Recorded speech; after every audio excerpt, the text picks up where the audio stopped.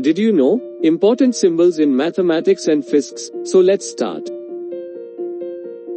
Sigma, summation notation. Integral, represents integration. Partial differential, partial derivative, denotes partial differentiation. Delta, often represents a change or difference in a quantity.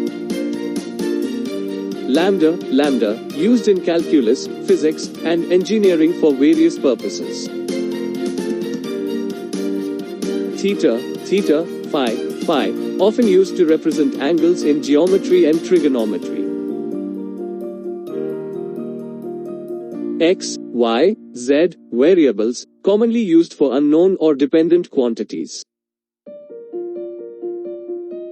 A, B, C, constants, often used for known quantities.